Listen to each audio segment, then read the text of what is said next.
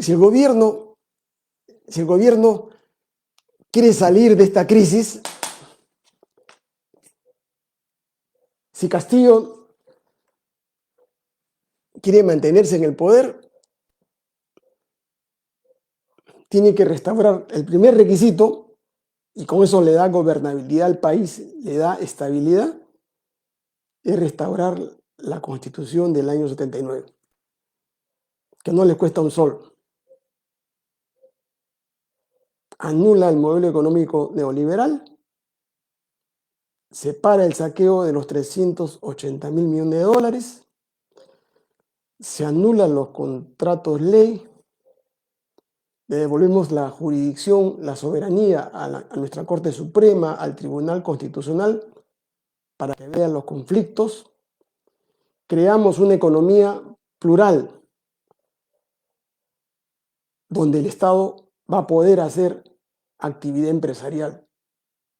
En contadas, yo les he dicho, no más de 50 empresas públicas, ¿no? Hay que repotenciar, por ejemplo, el Banco de la Nación, hay que repotenciar Petroperú, hay que reconstruir Sedapal, porque esas empresas quieren ser privatizadas por la derecha fascista para convertirla en una empresa similar a la compañía de teléfonos, ¿no? Donde se ha depredado el dinero de los peruanos, con tarifas lucrativas, sobre tarifas, sobre ganancias.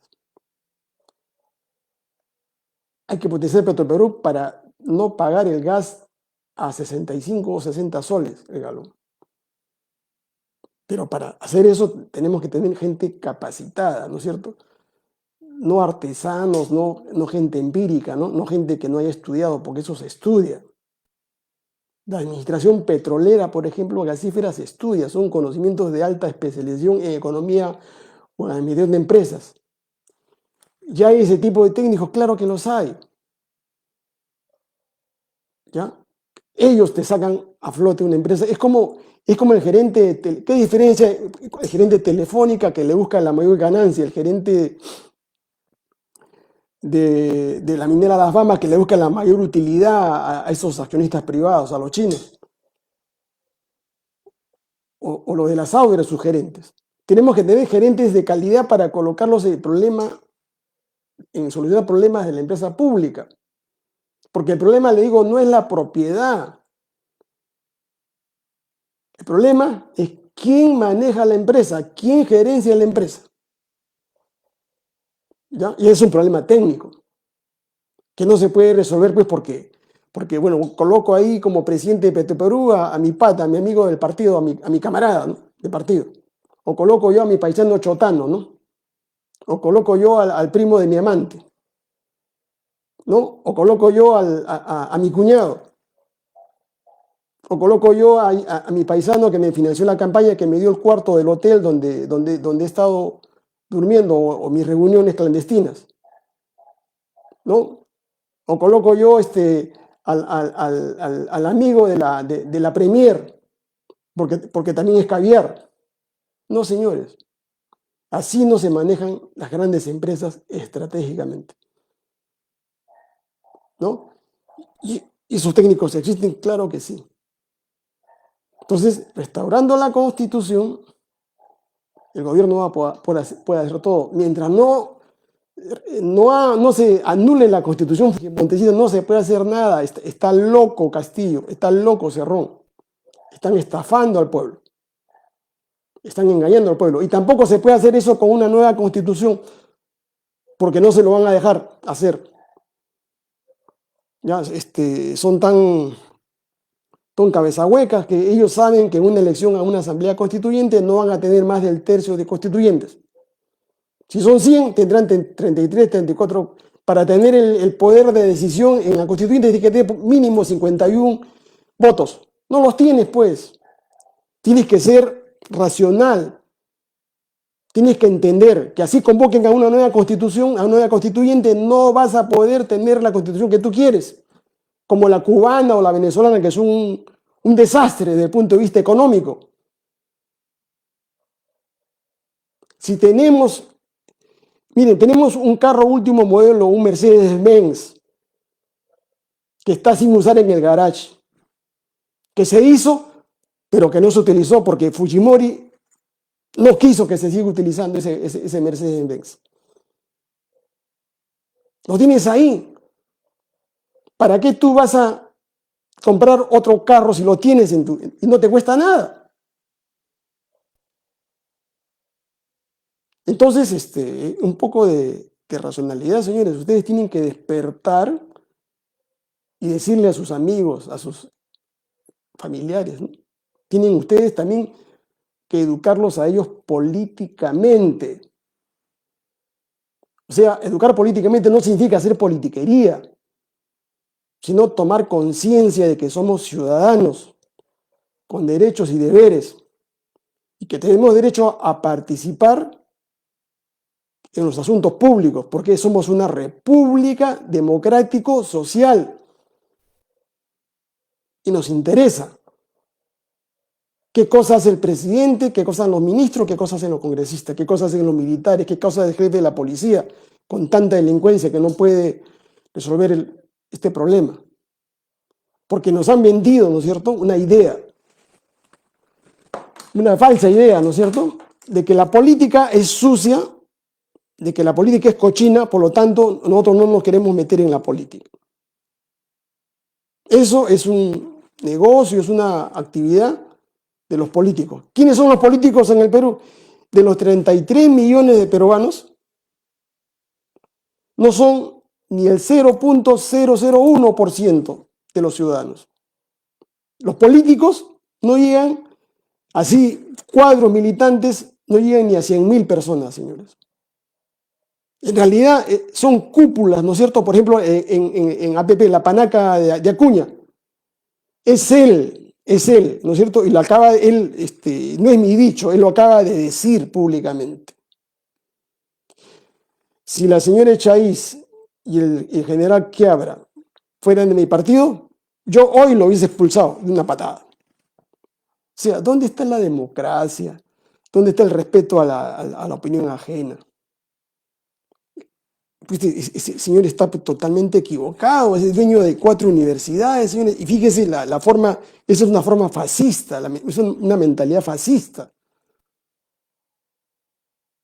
Porque uno tiene que ser tolerante, ¿no?, con el que piensa distinto a mi persona. Pero este señor cree que es su chacra, pues. Como él financia, él paga, los tiene como empleados. O sea, los congresistas de APP son empleados del señor Acuña, como lo son todos los que trabajan en sus universidades. La pregunta, ¿para qué Acuña? ¿Para qué el otro, Elías, creo, de la San Juan Bautista, que también es otro corrida, para qué el señor Luna Gálvez crea financia en partidos? Para hacer negocios, para lucrar. ¿Para qué hace un partido?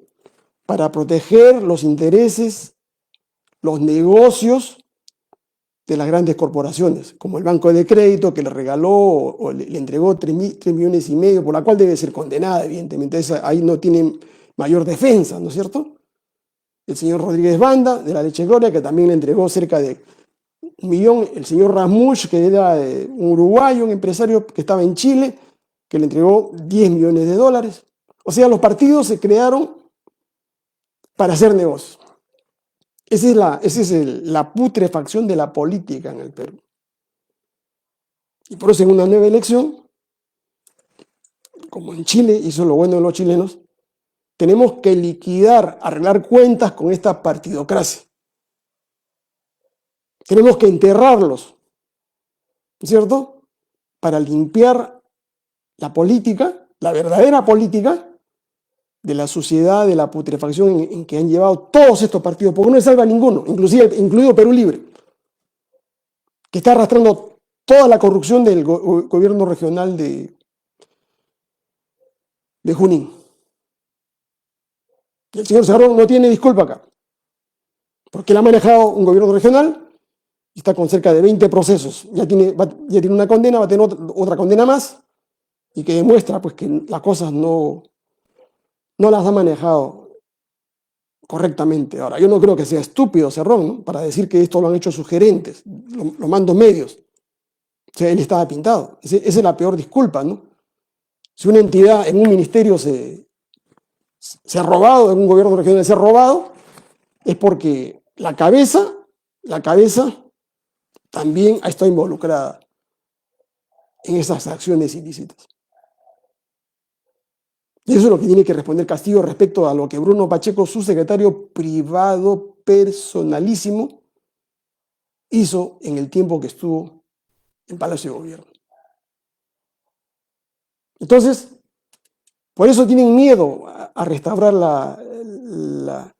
la Constitución del año 79. Porque de esa manera el gobierno se estabiliza, ya no el juego de la vacancia, ya no la disolución del Congreso. Porque también tiene que hacerse una reforma, ¿no es cierto? Fíjese, en este país el principal factor de inestabilidad de este gobierno lo creó Fujimori con esa constitución. Y esa constitución fue utilizada desde el año del 2016 por su hija para generar inestabilidad. El año 2016 no había gobierno comunista, sería pues una estupidez, ¿no?, decir que el señor Pedro Pablo Kuczynski y todo su grupo político eran comunistas. Pero ¿qué pasó en el 2016? La señora Keiko Fujimori, el Partido Fuerza Popular, empezó una guerra con sus 78 congresistas para traerse abajo ese gobierno. Y no es que yo defienda al corrupto de PPK, ¿no?, sino estoy haciendo un análisis. O sea, la inestabilidad la generó Fuerza Popular con Keiko Fujimori y lo dijo públicamente en un mensaje a la nación. Y dijo, ¿no?, que ella iba a gobernar desde el Congreso. O sea, haciendo una dualidad de poderes, desconociendo a Kuczynski en ese momento. Porque ella tenía 78 congresistas. Y podía gobernar en el Perú, claro que sí, podía gobernar este país. Pero los malos asesores, sus malas decisiones, llevaron pues a un enfrentamiento brutal con ese gobierno, de la cual nosotros salimos perjudicados, o sea, los peruanos. Porque desde el año 2016 estamos en esta comedia de la vacancia, de la cuestión de confianza, de la disolución del Congreso. Tenemos eso que cortarlo de raíz, señores. Porque no podemos vivir en esa incertidumbre. La economía tiene que estabilizarse. Entonces, Keiko Fujimori, que no entiende que el proyecto fujimorista está liquidado como está liquidado el proyecto aprista,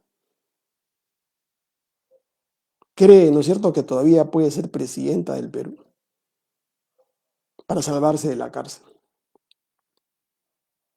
2016, 2017, es una guerra pues totalmente irracional para traerse abajo al gobierno.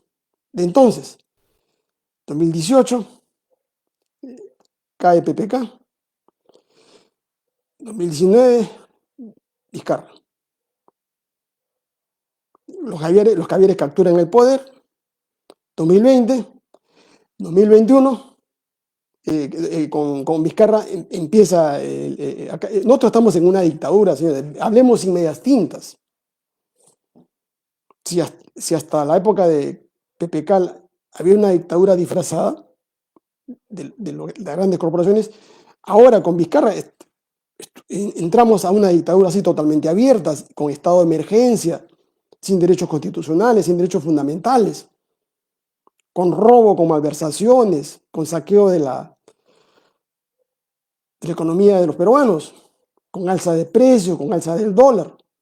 Pero los que siguen ganando, ustedes no se dan cuenta, los que siguen en esa anarquía, en esa suerte de inestabilidad, los que siguen ganando son los bancos, son las mineras, son todos los grandes grupos de poder. Para ellos les es indiferente que se maten entre ellos, porque ellos siguen ganando.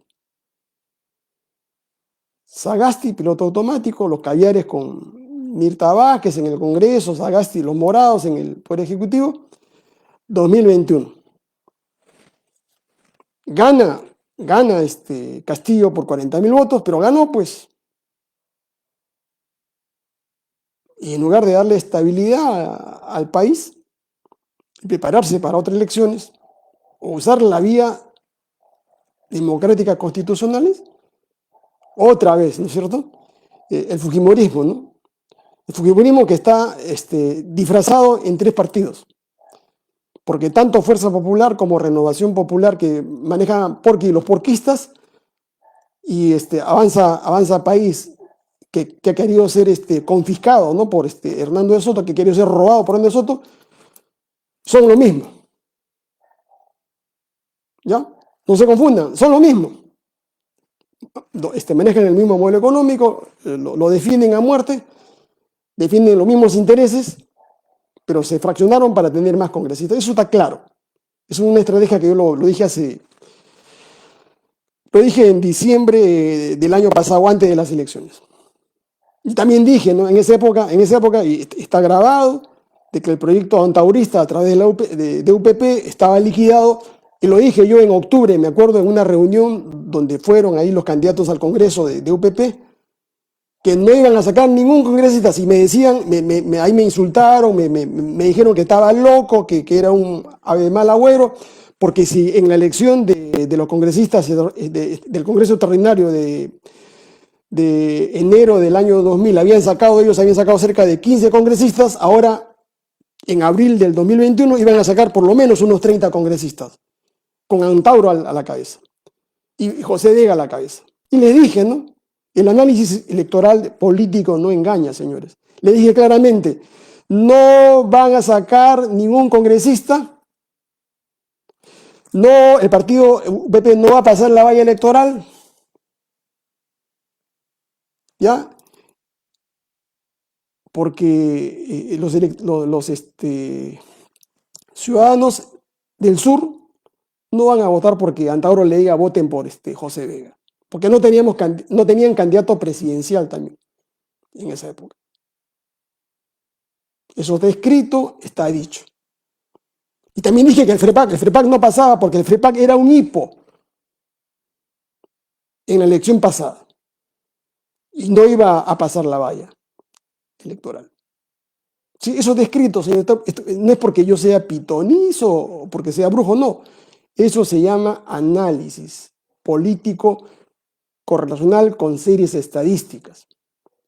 Y les puedo hacer una prognosis de acá en las elecciones regionales de octubre del próximo año. ¿Cuál va a ser la posición que va a sacar Perú Libre?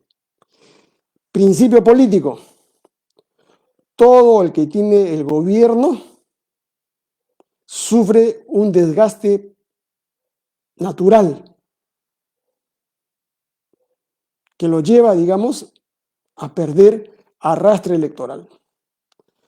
Salvo que tenga un líder carismático que arrastre masa, que tenga organización y cuadros políticos orgánicos, ¿ya? Y que no esté manchado por la corrupción. Acuérdense, se lo digo ahora,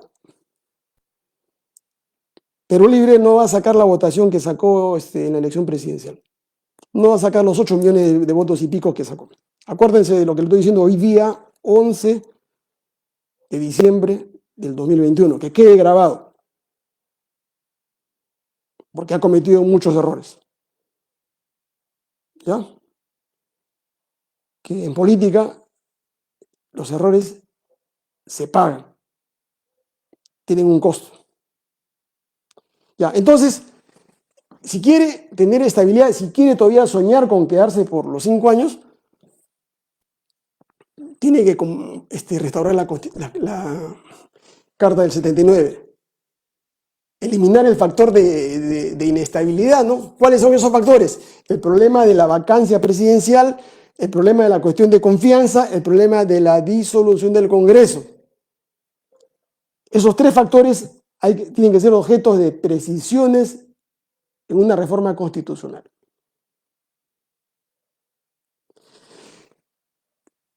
Segunda, segunda,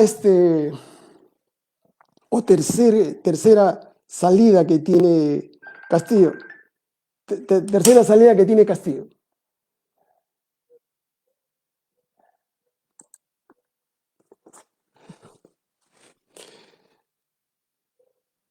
Tiene que armar un gabinete tecnopolítico,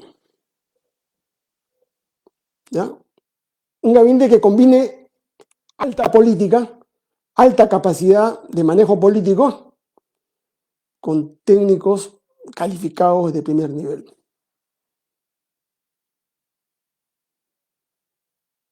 Si lo logra,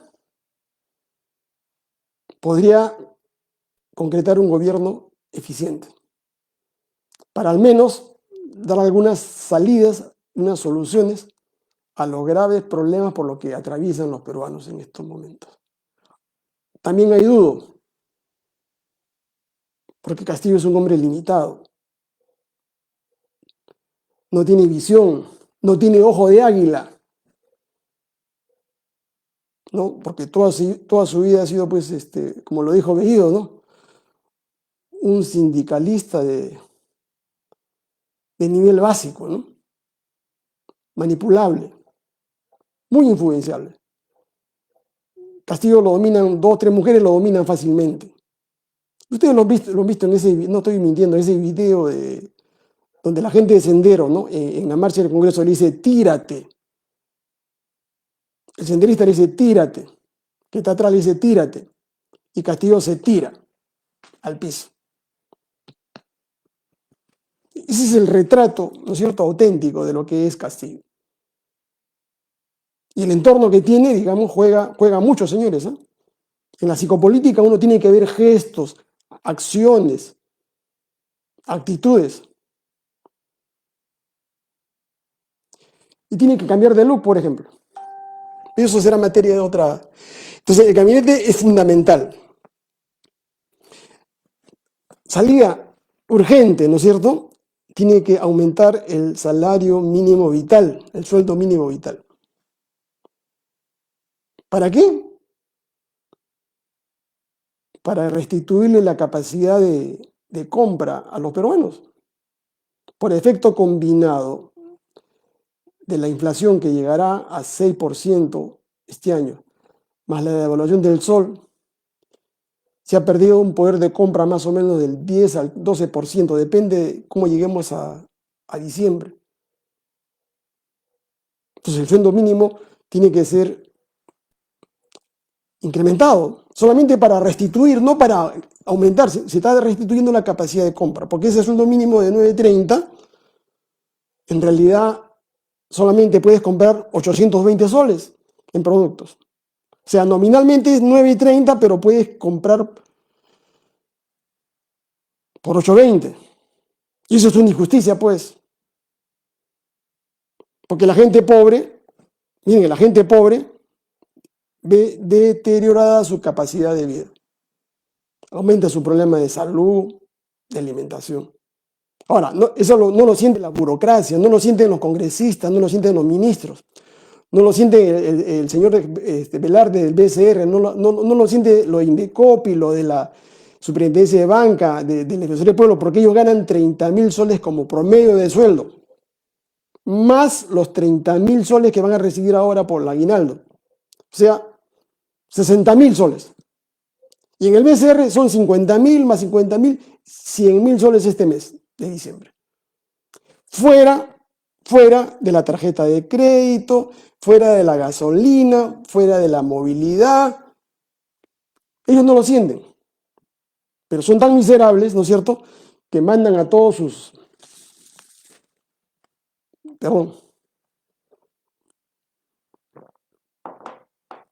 agentes, testaferros o pindólogos, ¿no?, a los medios de comunicación, a la televisión, a la radio, supuestamente economistas, ¿no es cierto?, para decir si se aumenta el salario mínimo, eso va a perjudicar a las empresas.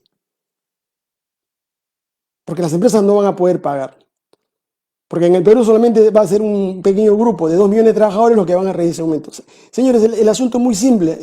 Hagamos lo que hacen en las economías desarrolladas, en la economía racionales. Se llama sueldos diferenciados. Por ejemplo, en México,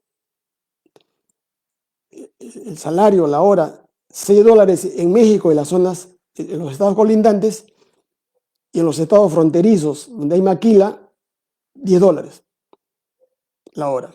Sueldo diferenciado. ¿Se dan cuenta?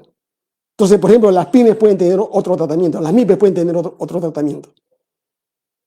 La mediana empresa, la pequeña empresa, otro tratamiento de la gran empresa. Ahora, ¿quién es el que va a tener que pagar ese incremento, esa pérdida de capacidad adquisitiva? Nosotros, los 33 millones de peruanos, a través de los bonos, de los subsidios de Yanapá y todos estos bonos que ustedes ven, esos bonos los pagamos nosotros con nuestros impuestos. No, el incremento del sueldo mínimo tiene que salir, ¿no es cierto?, de las superutilidades que ganan estas grandes empresas. Y eso es lo que no quieren que le toquen sus superutilidades. Por decirles, ¿no es cierto?, si al 100% ellos tienen como utilidades 65%, si se aumenta el salario, ya no ganarán 65 soles, ganarán 60 soles. Eso se llama justicia, pues, remunerativa. No lo pagamos nosotros los ciudadanos, lo tienen que pagar donde se crea la fuente de la riqueza. ¿Ya? Entonces, el salario es fundamental, señores, porque si no, va a recibir el rechazo. No le aceptamos esos incrementos que quiere hacer Franke, que es propio de cavernícola, ¿no es cierto?, de crear bonos, ¿no es cierto? O sea, te pago 930 más el aumento de 70 soles fuera de planilla. ¿Por qué? Porque eso no va a ser materia de compensación de CTS ni de descuentos por el seguro social. O sea, en realidad vas a seguir ganando 930 soles, ¿no es cierto? Cuando el aumento tiene que ser concreto y pleno. 1.200, 1.500 soles. De esa manera se da estabilidad. Sueldos diferenciados. ¿Ya? Y en Alemania, Alemania y en Estados Unidos se paga sueldos nivelados inclusive, de acuerdo a la tasa de inflación. O sea, cada 6 meses el sueldo se nivela de acuerdo a la inflación que ha tenido el país. Y en las grandes empresas, en las grandes corporaciones, se paga también de esa manera. Si el sueldo pierde su capacidad adquisitiva, la empresa tiene que reponerle, ¿no es cierto?, esa capacidad. Ya les he dicho la política anticorrupción, la economía de guerra, el combate así frontal a la delincuencia. Que eso, bueno, ese ya son asuntos de política criminal, de política de seguridad pública, que no tiene pues el gobierno, pues ha colocado a gente que no son expertos en la materia, ¿no? Porque este es un gran tema, ¿no es cierto?, que necesita, ¿no es cierto?, en este caso, conocimiento altamente especializado. Y política de empleo, pues, política de empleo masivo, ¿no es cierto? Miren, si hace eso lo mínimo, quizá podría tener mucho más viabilidad, digamos, Castillo. ¿Ya? Para eso necesita tener pues un premier, ¿no es cierto? Un premier que tenga capacidad de decisión, que él lo deje, digamos, manejar el gobierno. Y no actuar estúpidamente. Te nombro hoy día y mañana, como dice Bellido, ¿no?, en la noche te digo, oye, mejor renuncia. A un ministro, a un premier, se le fija metas concretas, resultados concretos por lo menos en 6 meses. Antes no le pueden pedir resultados a nadie. Los que manejamos empresas sabemos, ¿no? A un buen gerente se le pide resultados al año, ¿no?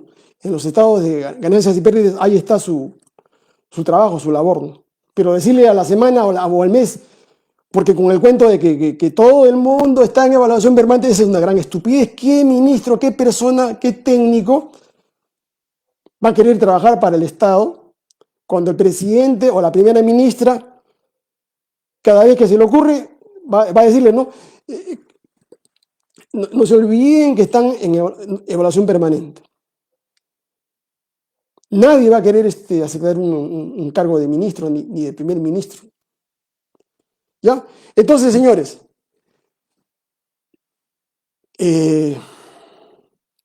¿cuál es la otra posibilidad?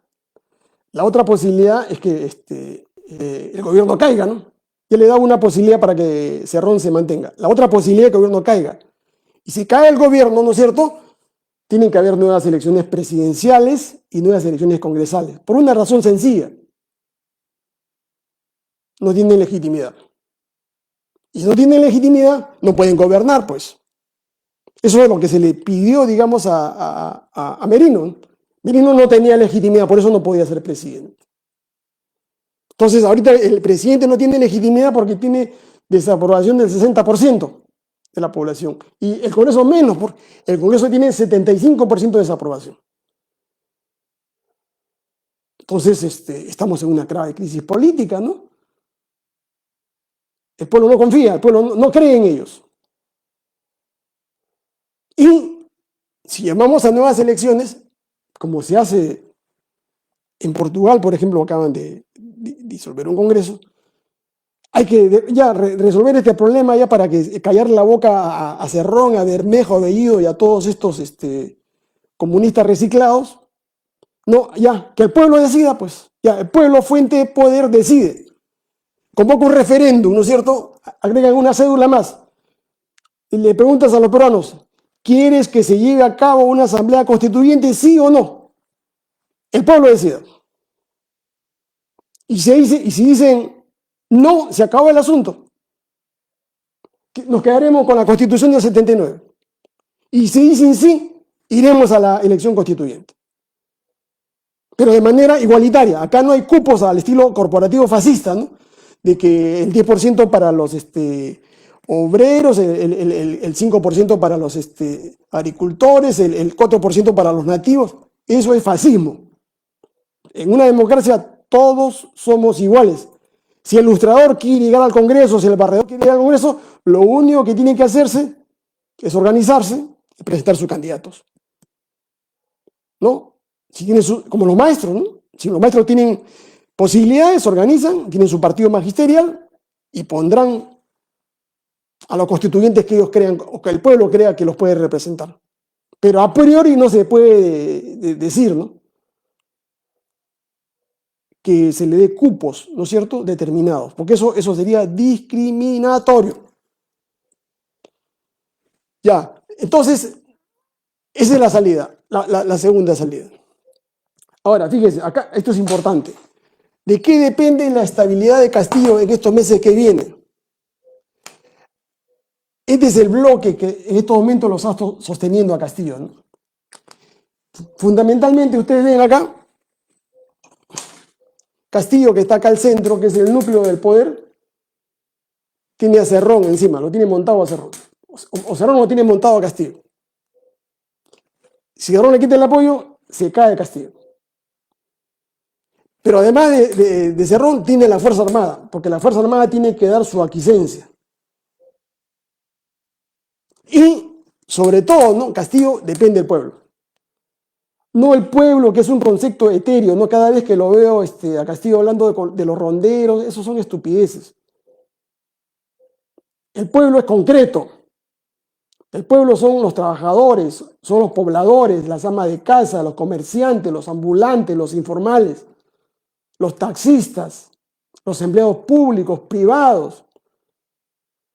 Somos los profesionales, los profesores universitarios, los maestros, los policías, los militares. Somos el pueblo. El pueblo no solamente son 200.000, 300.000 maestros, señores. Entonces, si el pueblo en su mayoría le quita el apoyo, se cae, pues. El pueblo no son 4 o 5 vagos, no ociosos que están en la Plaza San Martín. Esos son desempleados. ¿Ya? Y deberían ellos racionalizar las cosas. ¿Ya? Entonces, no tiene legitimidad, pero acá hay un bloque, ¿no es cierto?, del partido morado, los amigos, los paisanos, lo del Movadef, o sea, fundamentalmente el núcleo Movadef, los caviares y Cerrón. Entonces, para que Cerrón lo apoye plenamente, tienen que liquidar su problema con los caviares. Ya los caviares han gobernado desde Vizcarra, mucho antes, desde Toledo, pero acá ya tienen el control directo del gobierno. Si logra rearmar esta coalición de gobierno y logra neutralizar a este bloque, ¿no es cierto?, de derecha, podría tener cierta estabilidad. Porque en este bloque de derecha, fíjense, este es el otro bloque, este es el llamado bloque popular, bloque de izquierda, este es el bloque de derecha. En este bloque de derecha, ustedes ven acá, la figura está marcada, ¿no? Esto de acá es la ultraderecha, esta es la derecha. ¿Quién es la derecha? Y acá está el centro. ¿Quién es la ultraderecha? La ultraderecha es Fuerza Popular, Renovación Popular y Avanza País. ¿Quién es la derecha? La derecha es APP, Perú Podemos, Somos Perú y el Partido Morado. ¿Quién es el centro? El centro es Acción Popular y los no agrupados. Entonces, si este bloque que está acá, de centro-derecha, se une con la ultraderecha, cae Castillo.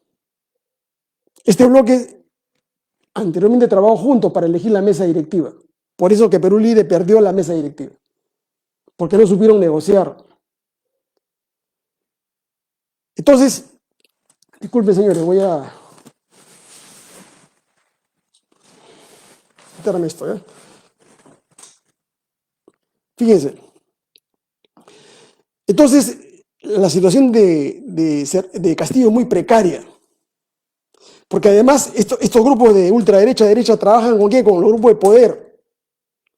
Son la representación de los grupos de poder. Son la oposición parlamentaria.